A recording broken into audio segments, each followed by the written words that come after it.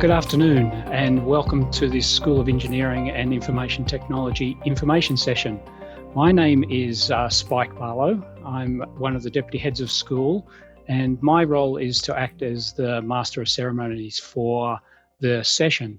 We expect that we'll go for up to an hour, and what we're going to do is there are several of us here both who are panelists who you will see and hear speak, and there's quite a few members behind the scenes as well. So the first thing I would like to do is actually introduce the panel members, and this will be the order that they speak in as well.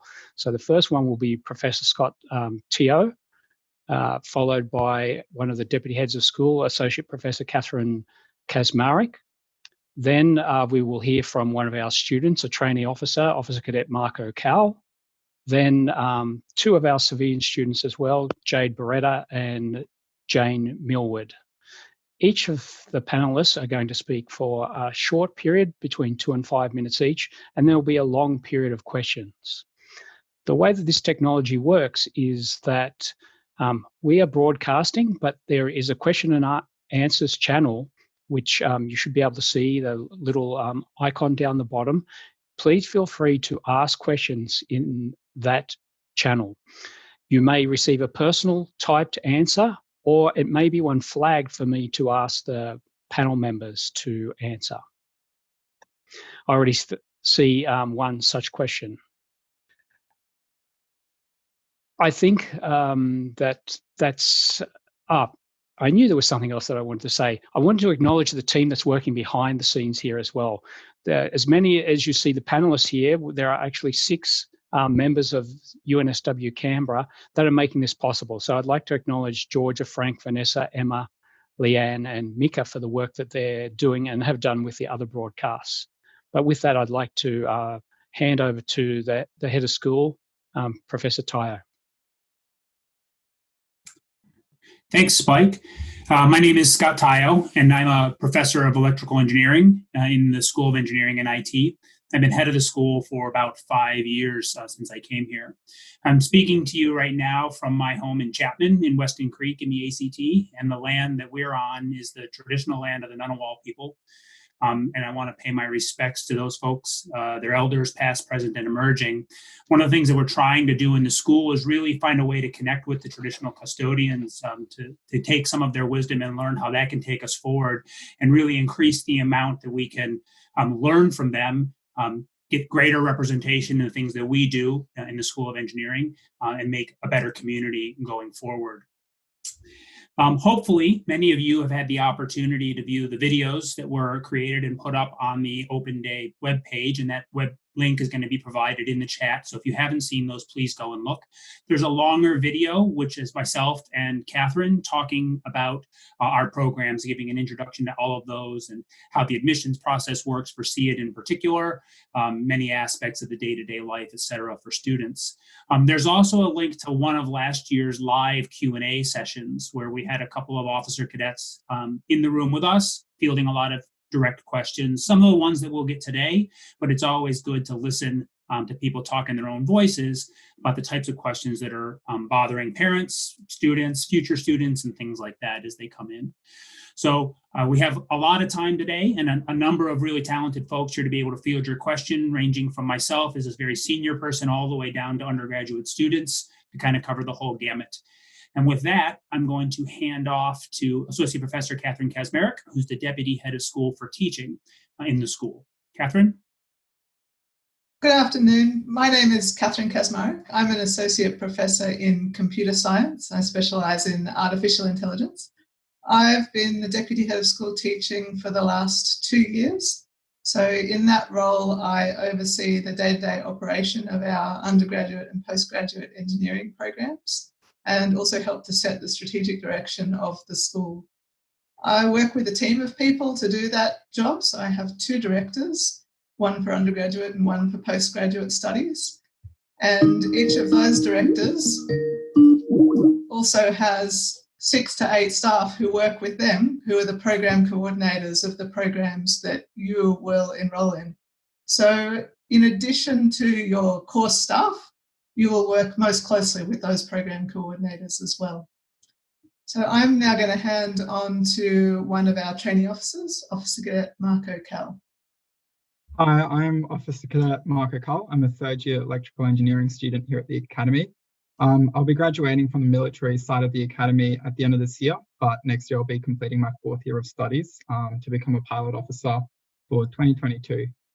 I moved down from Sydney in 2018 and I've loved life at the Academy. It's a great advantage living in the same building as your mates, especially when studying a complex degree such as engineering, as it allows you to easily reach for help and study together. Especially since the start of the COVID crisis, we haven't been isolated in our old homes and still have help from tutors and lecturers and are able to talk to friends doing the same degree.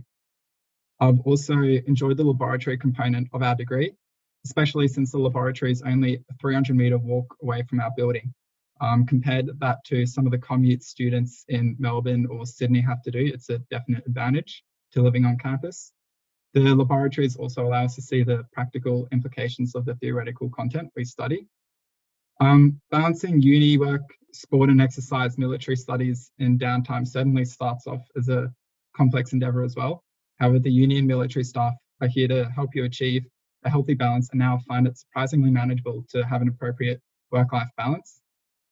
Don't get me wrong, there's still 23 contact hours a semester for electrical engineering, and then on top of that, another 11 hours of military studies. And then on top of that again is the study and assignments you have to conduct outside of that.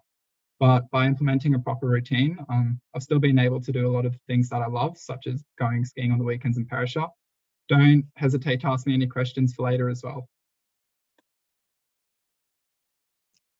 Jane, I believe we're going to hear from you. Yeah. Hi, my name is Jane. I'm a third-year electrical engineering student. I'm a civilian, so I have no connection to the Department of Defence. And so my rationale for coming to UNSW Canberra, I'm a Canberra local, and I really enjoyed physics and maths at the end of high school and was looking for a way to pursue that. And UNSW Canberra offered that opportunity, but within the confines of Canberra. I really love electrical engineering. I love both the laboratory and practical side. It can be a lot of work, but definitely worth it. I'll hand over to Jade. Thanks. So hello, my name is Jade. I am in my 3rd and final year of the Bachelor of Computing and Cybersecurity. I'm also a DCUS student, so that's the Defence Civilian Undergraduate Sponsorship. And in that, I'm similar to Jane in that I am a normal civilian student, but I am sponsored under the Department of Defence, but with no payback time. So that's a little bit different to Marco's situation. But similar to Marco, I actually also moved down from Sydney, so I moved interstate at the beginning of my degree to come to UNSW Canberra and to be a DCUS student. So if there are any questions about that, please direct them my way. But otherwise, I might pass back to Spike. Thank you, Jade. All right, there's been quite a few questions that have turned up, and we really invite you to ask anything that you want to know. The only wrong question is the one you never ask. So please ask us what you would like to know. I'm going to kick off with a very broad one. Let's be clear, what types of engineering do we offer? Scott or Catherine, whoever would like to take that. So in the School of Engineering and IT, we actually have several undergraduate degrees that we offer. We have 4 accredited Bachelor of Engineering degrees in electrical, mechanical, aeronautical, and civil engineering. In addition, we have a Bachelor of Technology in aeronautical engineering that's very closely related to the BEng, but is only a 3-year degree. We have a Bachelor of Technology in Aviation, which is also a 3-year degree and is more or less its own program. We have the Bachelor of Computing and Cybersecurity, which is a 3-year degree at pass level that also includes an optional 4th-year honors program in the BCCS. And we also offer two majors into the Bachelor of Science. So the Bachelor of Science is taught by the School of Science, but we offer 2 of the majors in that program, Computer Science and Aviation. Did I pass, Catherine? Yeah. All right, I want to dig in. Thank you, Scott. I want to dig in a bit further to draw out the differences between the BTEC Aviation and the BTEC Aerospace. Catherine, are you able to communicate those? Yeah, so the key difference between aero engineering and aviation is that aeronautical engineering is looking at the design, build, and maintenance of machines that fly. So in that kind of a degree, you'll take things like maths and physics as your foundational subjects, and then you'll move on to things like fluids, heat transfer, and engineering subjects like fundamentals of flight and aerodynamics. If you take aviation, then this is more concerned with actually flying the planes. So this is looking at the interaction between humans and machines. So you'll look at things like safety, human behaviour, air traffic management. So a different range of subjects that you would study in aviation to what you would study in aeronautical engineering. Okay. One quick thing, Spike, that I can add to that. The BTech Aero is fundamentally almost identical to the first 3 years of the aero engineering degree. And so a student who does the BTech Aero at some point in the future would be able to just do the 4th year of the aero program and graduate with a B-Eng. And we have had students do that in the past, both at while they were immediately afterwards, if, for example, they weren't able to complete flying training, or later on in their careers. All right, I'm going to continue just a little bit longer on the differences between the degrees. I have a question about the naval architecture. What's the requirements for entry to that, or can you give us a little bit of background on that? I'll talk briefly about that. So the Naval, we just recently, I think just this week past, made a press release that Navy has signed a contract with the University of New South Wales to stand up a future B-Eng in naval architecture. At this point in time, that degree doesn't exist, so we can't really advertise for it or recruit for it. It is University of New South Wales at the Sydney campus has offered naval architecture for decades. That program turned off at the end of 2016 and has been tapering off for the last couple of years and now has no students. And we will be looking to then stand it up here. So when the program does exist, it will be based on our first 2 years of our mechanical engineering program, and then it will specialize in subjects around the design of ships, specifically the design of ships for Navy.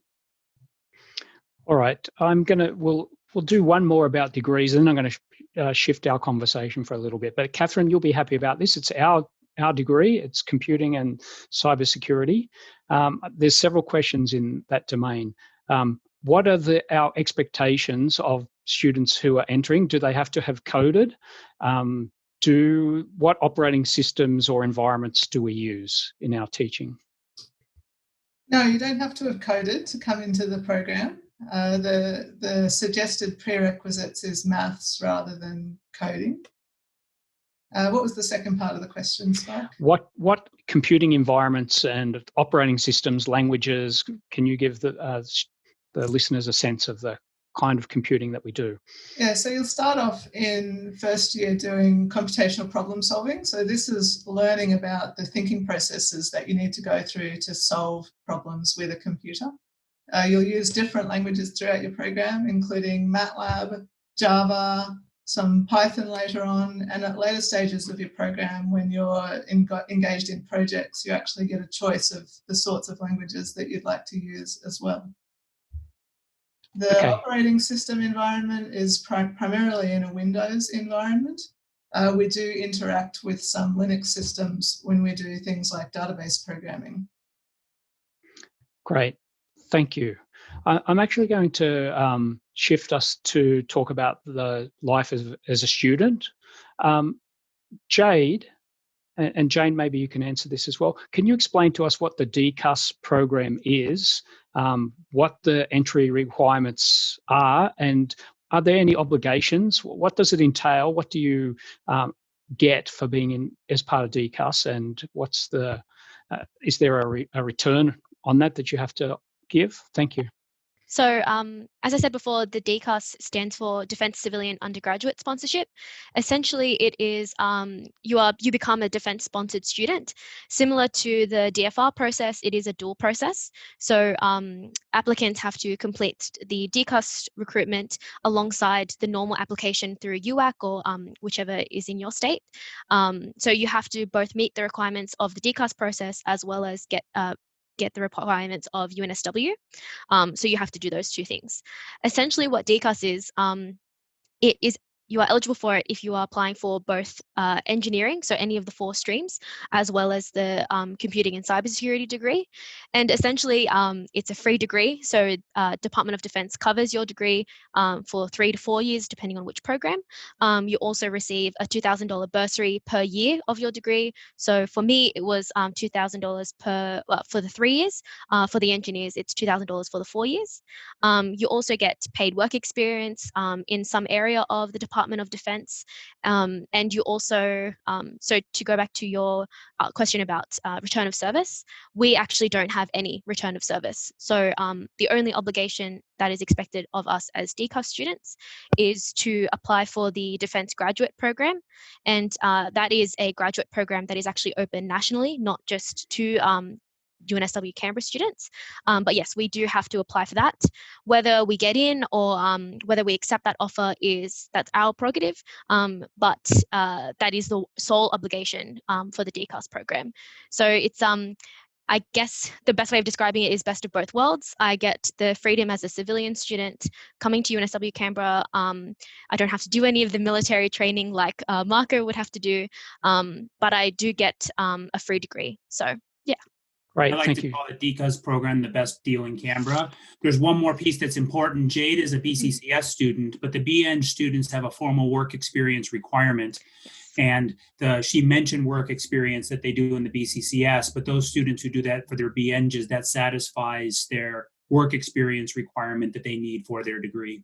Yeah, absolutely. And even on that, we actually don't have to organize that ourselves. That is organized by the DCAS management. So for the engineering students, you would normally have to go out and look for opportunities. I guess Jane is going through that now.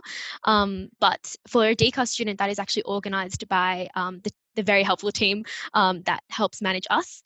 So yeah, definitely a benefit for the engineering students in particular. I'm about to hand to Marco for something, but Jade, do you have a sense of how competitive the DCAS scholarships are or how many are offered?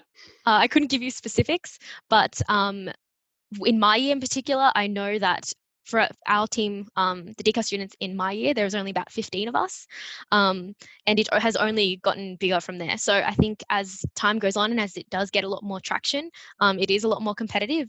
But if you're doing what you're doing in high school and you've got the drive to do it, I think you've got as good of a chance as anyone. But the numbers are growing as time goes on. Okay, Marco, there's been a couple of questions about military life. First, can you explain how ROSO works? Explain what the acronym is and what does it entail for a student who's a trainee officer? Yeah, so your ROSO is your return of service obligation. So if you are doing a 4-year degree, any of the engineering degrees, your return of service is 5 years. So once you complete your degree, you have to work within your service for the next 5 years in defence before you can leave without having to pay a massive fee. If you're doing one of the cyber courses, it's 3 years of a degree, so you have 4 years return of service.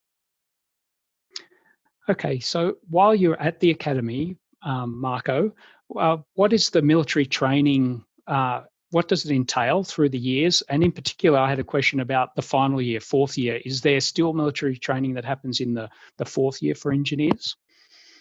Yes, I'll answer this from before COVID happened. You'd typically wake up at 7, you've got 2 hours of military studies in the morning. So throughout the years, they've got a sort of curriculum for that as well. And it ranges about all military matters. Then you've got university work from sort of 8 a.m. till 4 p.m. During the week, you've also got PT 2 or 3 times a week. Then in some of the breaks, you've got leadership challenges with ADFA, or you'll go off to your respective service and do single service training. In 4th year engineering, because you're no longer doing any of the trainee officer military studies, you'll be helping out with those leadership challenges. So you'll have graduated as an officer from the academy, but you'll still be part of the academy as an officer helping out with leadership challenges. And they're looking at also using 4th years to help teach some of the military studies. Great. I have a question for all 3 students. Can you give us a sense of what, so you represent both defence students DCUS, so military-sponsored students, and pure civilian students. Are there distinct cohorts? What is the environment like in the student body? Jane, why don't we start with you, please? Really, really warm, really welcoming. I've found that the student cohort is really great. I know coming in as a civilian, I thought it would be quite daunting learning alongside trainee officers. I think my first day I had a bit of a shock rocking up in sort of jeans and a t-shirt next to my colleagues who are in uniform. But you quickly realize that they're really wonderful people, and I've had a really great and positive experience with the student cohort, both TO and civilian. Great. Jade? I agree. I think when you come into it, you think it can be a bit scary. They do have to wear, so the training officers do have to wear their uniforms. And as a civilian student, there's no expectations placed on us. So like Jane said, you can really rock up in sweats and a t-shirt, and you might feel a bit weird, but to be honest, it's kind of just a teething issue. So it's only a bit weird at the beginning in your first year, but after that, you kind of realize that everyone's there to get a degree. And you still have to work together. So you get over it quite quickly, I think. Spike, can I add a little bit to that from the instructor side of the table? Yeah, so speaking as an instructor, and I teach, and both Marco and Jane, they're in the same class, and they were in my class in first semester this year, although we didn't get to spend as much time with them as we would have liked because we got kicked out of class in about April. But there are 4 distinct categories of students that we deal with. So in addition to the training officers like Marco, who are mostly school leavers, so late teens, early 20s, like most of you, we've also got a cohort that we call advanced students. These are students that have been in the ADF for some period of time and are now being sent to ADFA to pursue a degree and change careers within the ADF. Those students are already wearing officer rank and attend class alongside the TOs and the civilians, and they by and large don't participate in most of the ADFA training activities. Marco sort of talked about what he would have to do in 4th year. You don't do any formal training. You just get used to defense life where they make you do additional duties. So it's like a transitionary point. And then we've got the 2 cohorts of civilians, the DCUS students and the Commonwealth supported students. From the instructor's point of view, especially between the TOs and the civilians, they mingle very much because most of the time they're of the same age, of similar backgrounds. And so we see that happen right away. And in our classes, we're at the point now across the school where it's close to 20% of the engineering students are civilians now. And we're the only school that has civilians. So the other schools are all 100% military students in the undergraduate space. But for now, as instructors, it's usually about 20% of the students in the room. And we really can't tell the difference between Jane and Jade as DCUS students and Commonwealth supported students. Okay, and Marco, the mixture of the student body. Yeah, I think one of the things which I was very impressed by is the size of the classes. So our electrical engineering cohort is 40 people. So you get to know everyone regardless if they're civilian or military, and across the other engineering spaces as well. So you become really good friends in that sense with everyone who's studying your degree. And there's a really good sort of lifestyle and you'll study and learn together. And there's sort of great sort of knowledge sharing between students, which you wouldn't get at a regular university where there's hundreds of people doing the same degree in the same year level. I have 2 lifestyle questions for you, Marco. The first one is, what time do you have to get up? So in first year, you're getting up at 6 a.m. That's just because the first years have a couple more military studies to do and break them into the military. Second year, you're getting up at 7 a.m. You've got an hour to yourself between 7 and 8 to get ready for the day. And then you've got military studies from 8 till 10 before commencing university work. Okay, and what's the accommodation like? So I was really surprised coming here. I thought it'd be sort of that bunk style stuff which you see in the movies. You get your own room, which is great. Internet, everything provided. You're living in blocks of 4 in one sort of corridor where you're sharing a bathroom, laundry, shower facilities, and in your building you've typically got between 30 to 40 people all within your year group, and it's divided, so the whole academy is divided into different houses, sort of like similar to a school environment, and you live with the people in your house. Okay, I'm coming back across to Jane and Jade, and for both of you, life after the degree, what are your plans? Jade, in a particular one for you, because you're sponsored by Defence, do you wish to work for Defence, or that's an option, or how does it sit? But let's start with you, Jade, and then Jane when she's finished.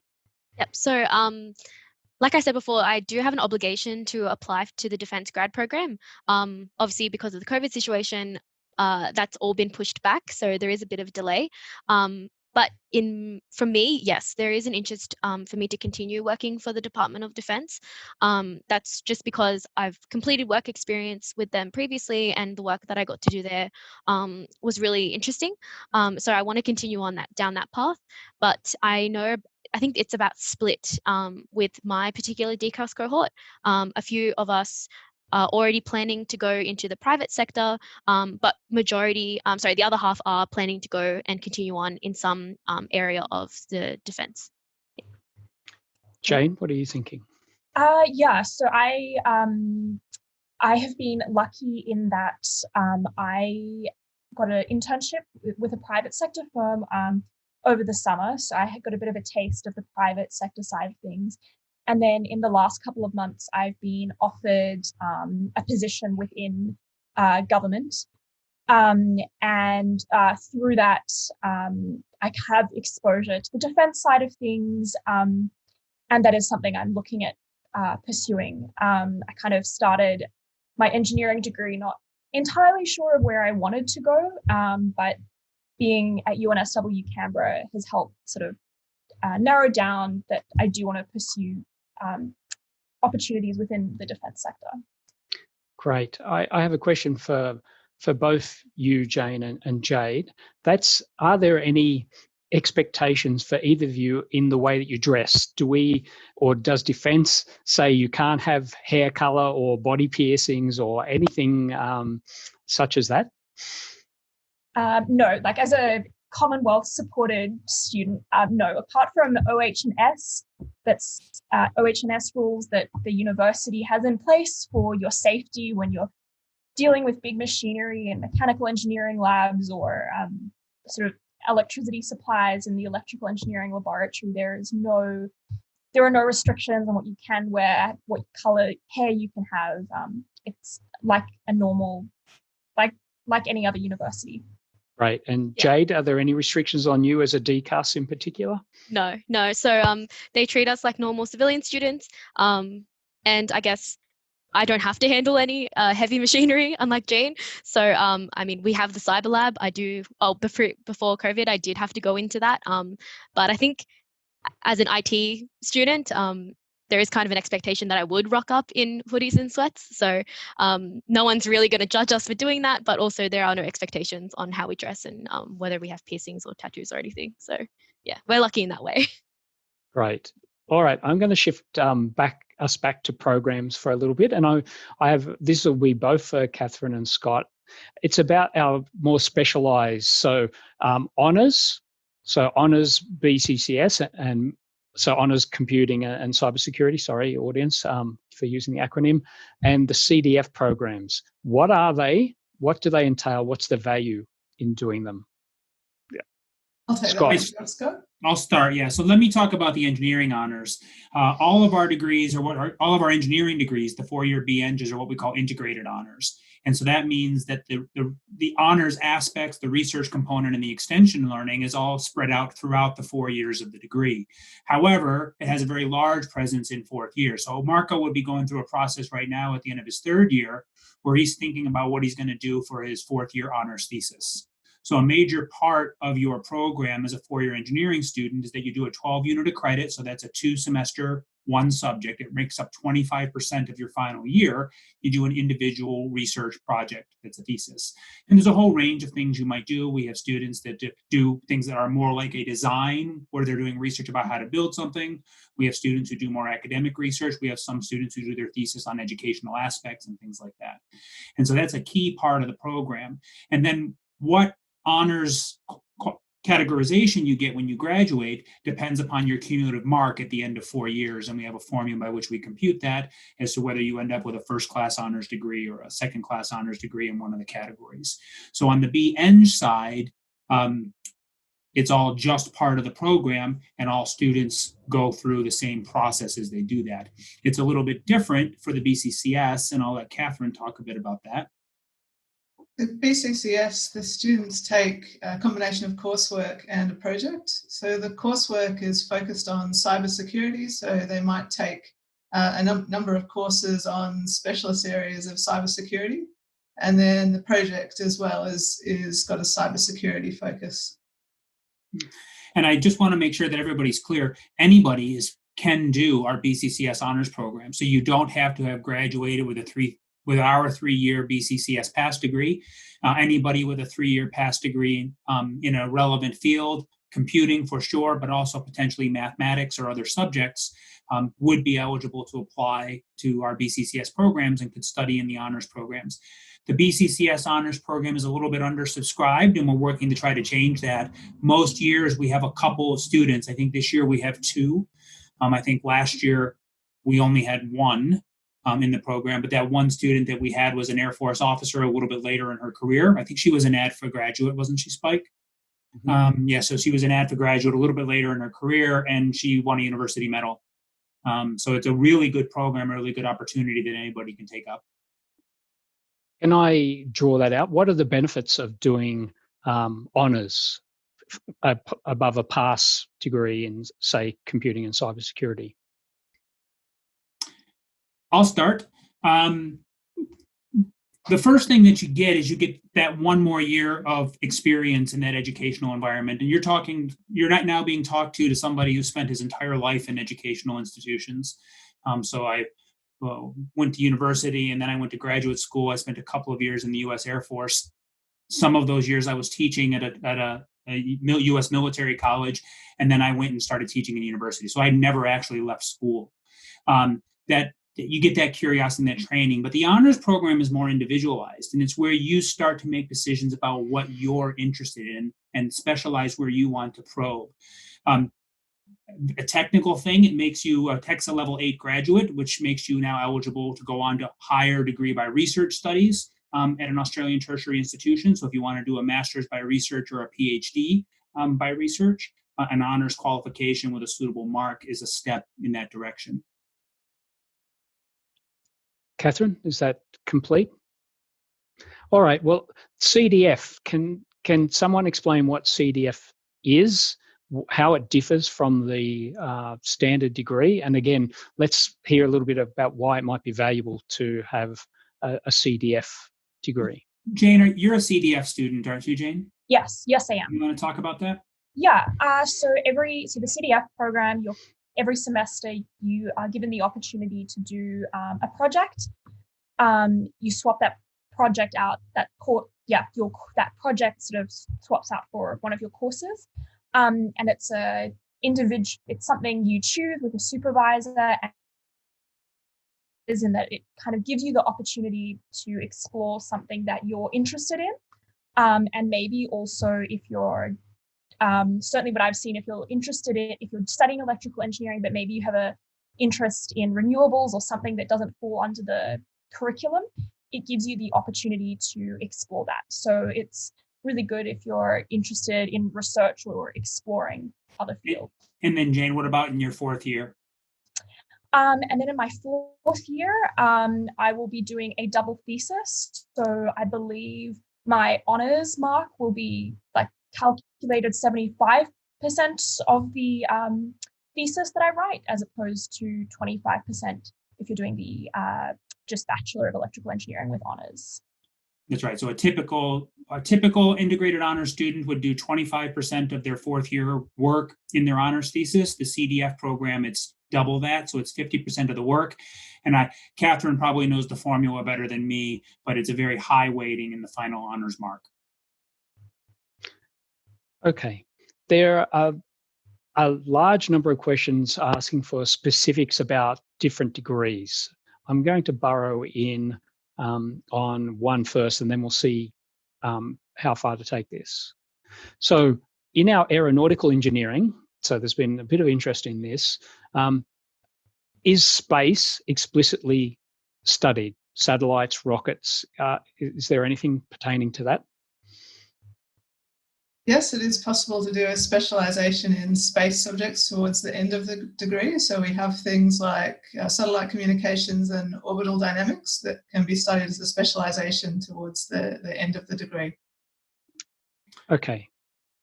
And Scott. then also final year project. So Jane was saying with regards to the CDF program, but it's also true in final year project. That's really where a student can get in. And so there's plenty of opportunities. We have many students that do projects with UNSW Canberra Space, which is an organization within the school that builds, launches, and operates satellites, as well as doing space research. So those are the primary things. I think there's 3 or 4 targeted fourth year subjects that you can study that make up that space concentration. And by the way, you can actually study them in all of the B-Engs. I think you can study them in all the B-Engs as an elective, but within the Aero-Eng degree, it's actually a specialization. All right. I actually will take us away from talking about the degrees. Let's talk about the preparation for the degrees. So what should we be studying? What level of maths? And what should we be doing to give us the best chance to enter our programs? Why don't we have the New South Wales kids start, and then maybe Jane can talk about the ACT subjects, and then Catherine and I can come in if they miss anything. Okay. So I might start. So I did my HSC in New South Wales. So I think it's the same, but I actually did 2-unit maths, and then during year 11, and I actually dropped down to general maths, and I still continued on in the computing degree. In my experience, it was very difficult to keep up.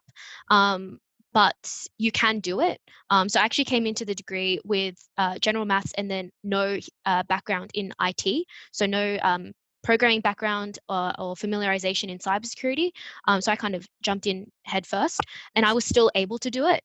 And there are a lot of support systems within CIT, like within the faculty, that actually help you if you are starting at if you didn't do a specific level of maths, or if you're struggling. So I wouldn't be discouraged if you're in year 11 and 12 and you're doing a lower level of maths, but it definitely does help if you are. How about you, Marco, because you're an engineering student? Yeah, so for the engineering degrees, UNSW Canberra expects an Extension 1 level of mathematics for New South Wales. However, doing the maths courses in first year, they really do sort of start back up at a foundational level, because everyone's coming from different states where they teach different things. The Queenslanders were taught different things in their year 12 curriculum compared to the cadets coming from Western Australia. So they really try and start with the basics again and very quickly ramp that up again. So my advice is, if you know the basics of calculus, trigonometry, you'll be fine. So my son is a year 11 student. He studies in Canberra, but he's in the HSC, and he hopes to be an advocate in a couple of years. I don't know if he's downstairs listening to me or not, but he's in Extension 2 maths in year 11 in a Canberra school, but doing the HSC.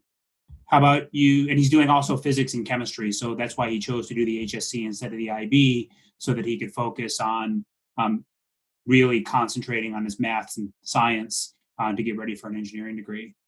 What about you, Jane? Yeah, so I went to school in Canberra, and I did both the IB and the ATAR system. And as part of that, I did double specialist in year 11, and then just one line of specialist maths in year 12.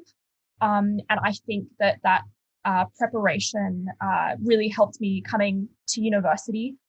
I certainly found that in my first year maths courses, all the content was was basically for me just repeating what I'd done in year 11 and year 12. And I think that's helped me just in general with my engineering studies. So my advice would be to take as much maths as possible, and the harder, the better. Preparation is key.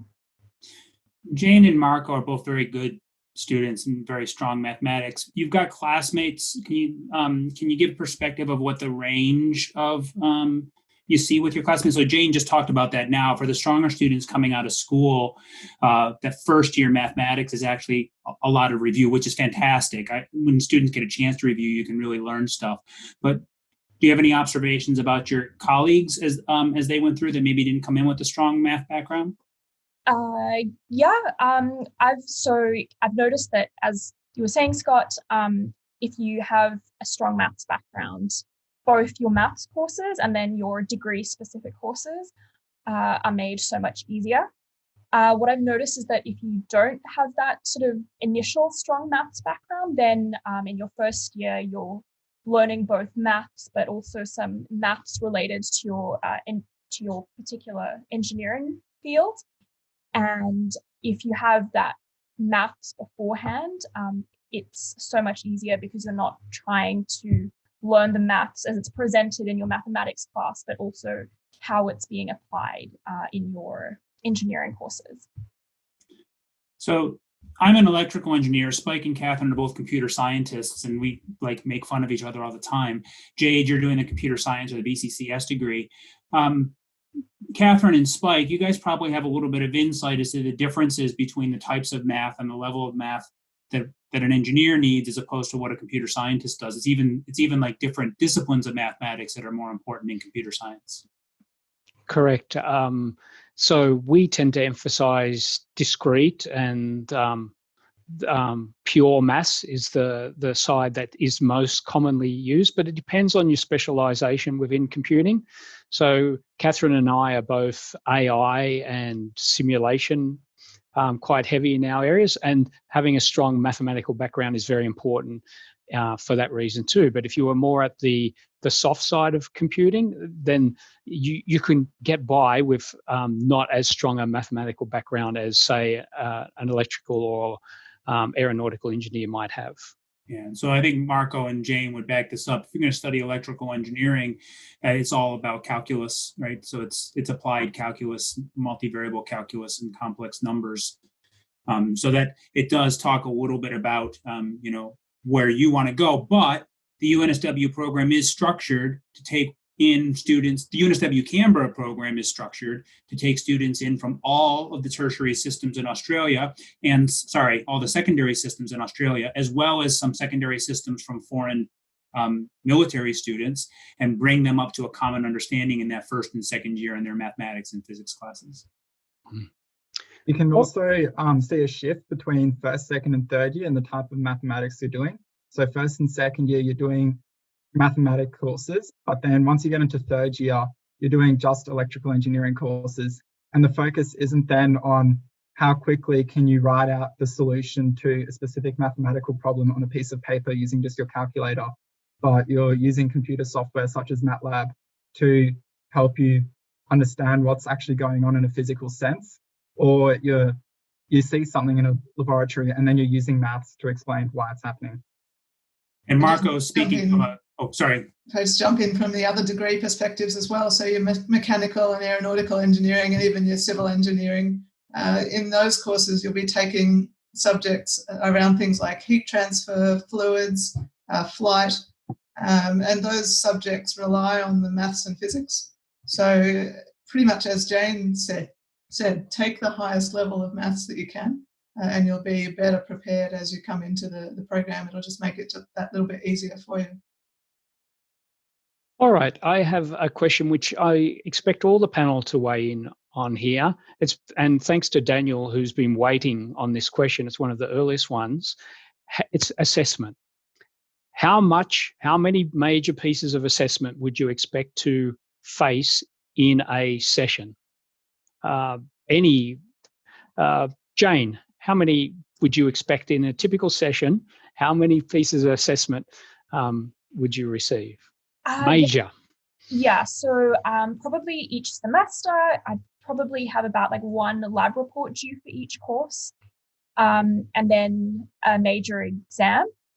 And that's usually like depending on the course, like I found that maths and physics courses have been more like exam and test based, while electrical engineering specific courses, there's been a bigger focus on lab reports, but I'd say it's about like one lab report and one exam per course. Jade. So for the the computing and cyber degree, it's extremely varied. For the first year, I think because they're trying to really hone in on the foundational skills that you need, there's more assessments more often. So you've got smaller labs and quizzes and things like that, like maths quizzes that go on. And then as you progress through second and third years, you will tend to have 3 per subject per semester. So that'll be something like an initial quiz to make sure you're learning the first skills, a bigger take-home project, for example, and then a final exam or final project. Great. Marco, is that similar to your experience? Jane touched on quite a bit. I guess as well, you sort of see a shift in first year in all your maths and physics courses. You're doing, say, an assessment every 3 weeks, probably worth around 10 to 15%. And the aim of them is more just to see how you're going and to keep you on track so you don't fall behind. And then once you get into end of second year, start of third year, you'll have exams, say, in the just before mid-semester, end of semester, and then a couple of lab reports here and there. Marco, do you want to talk a little bit about this year? I mean, in a meeting that I was in earlier this year with you, you talked a little bit about how things were different. So we can talk a little bit about COVID-19, and I'd like you to talk a little bit about it, and Catherine as well, because there have been some differences this year in how we did assessment, and that may impact what we do next year when we start getting back to normal. So if you don't mind talking just a little bit about how things were different this year. Yeah, so for the first semester this year, we started off with 3 weeks face-to-face. And then it went to online uni. Then the whole of UNSW, including the Kensington campus, went to a pass-fail criteria. And that sort of changed how the assessments were done. So I was in one of Scott's classes, which is engineering electromagnetics. And when you're online, you can't do the test in exam-like conditions. I think some unis tried making students download a bunch of anti-plagiarism software, but at least UNSW here, they focused it more on take-home assignments and tests. So you had 72 hours to complete a test. The questions were higher thinking sort of questions because they expected you to use the internet to conduct research. And we found that we actually got more out of it because you weren't rote learning for an exam. You weren't learning specific and memorizing specific formulas, but you were instead learning how to research for questions you don't know the answer to, which is something which you'll be doing as an engineer. So I might jump in as from the cyber perspective, if Thanks, that's all right. So previously we would go into the cyber lab. So we have a cyber range on campus. Now that has switched, and they actually made that a similar setup available online to the cyber students. So now we still were able to continue with a lot of our labs, both last semester and this semester, but now we're able to use the same technology at home. But I also might make note that we did have quite a few in our third year now projects. So for cyber, just in general in industry, there are a lot, you do a lot of dev work and a lot of smaller projects. So we actually got to do that last semester when we went fully online. And they were, like Marco said, very, very beneficial because we were able to just work on our skills and our development skills on our own. And we were also working in smaller teams. So we got to have that experience and still being able to apply the theory that we were being taught in our online lectures as well. We're talking a lot about the computer science and the electrical engineering degrees because that's who's on this call, but we can also talk a little bit about the mech, aero, and civils as well. So in addition to the things that Marco, Jane, and Jade have been talking about, there's also a lot of group projects that are done, especially later in the degree. Especially in fourth year. So like, for example, third year in any of the engineering majors looks pretty similar. You're doing foundational core engineering subjects with closed book tests in a traditional environment and an exam. But as you start to get into second semester, third year, and fourth year, you're doing project-based classes where maybe you've got a test, in the middle of the term, but really your final assessment might be a major assessment piece that you're doing as a group. So there's a lot of group work. So for example, in aeronautical engineering, they have an aircraft system design course. They do one in second semester, third year, and then a second course in first semester of fourth year. The civil engineers in fourth year have an integrated design that runs both semesters, where they're doing large group projects, taking it through the course of the term. So it is varied. And as you move up in the sophistication and the level of your degree program, you move up in the sophistication of the types of assessments you're asked to do. And it becomes less about closed book exams, although those still exist, and more about group work, teamwork, projects, individual exploration. I have a question for Catherine. Catherine, what's our design for in a typical class? Sorry, I'll start again. There is a specific question about tutorial support, but I want to generalize that and talk about the way that a course is normally set up in terms of lectures, labs, tutorials. Can you give us a sense of what the range of course structures that students might encounter are?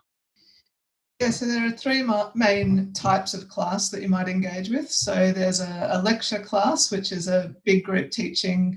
In normal times, that's often in a big tiered lecture theatre with the entire cohort in the room at the same time. Then there's tutorial style classes. So these will be between 20 and 30 students in a flat classroom working on something in small groups or directly with the course staff, perhaps a tutor or perhaps their lecturer. And then there's labs. So labs, depending on the discipline, will have all sorts of different flavours. So in computer science, they'll be in computer labs. In mechanical engineering, you might be down in the workshop some of the time, actually building something. For aero, you might be down in the 3D printer lab, printing off some wing shapes to then go and test. So out of those three classes, any particular course could have actually any kind of combination of those courses. So you might have one course that's got just lectures and tutorials, for example, but you might have another course that has lectures, tutes, and labs all in the same course. Overall, though, you'd expect there to be roughly maybe 4 to 5 contact hours per course, but that can be distributed in different ways. And especially in the civil engineering program, there's also a lot of field laboratories where you're going out on field trips to construction sites, to the wastewater treatment plant, to traffic studies. All of our degrees have some amount of those field trips, but the civil engineering program, the field trips are a really big and integrated part of the curriculum. So that sort of segue onto clubs. What kind of clubs do we offer? Is it worth being involved in clubs? I don't know if any of our student members are members of any of the clubs. I was a part of the cyber VEC. So I guess Mark would be better able to explain what a VEC is. But essentially, we do have a cyber group that is open to both the military, so the officer cadets, and also the civilian students. I was more heavily involved in it in first and second year. And essentially within that group, it'll be led by a third year officer cadet.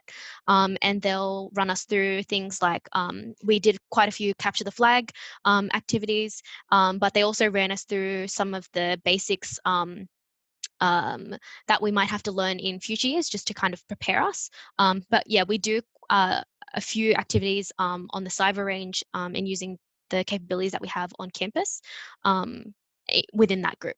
So that's one that I was part of.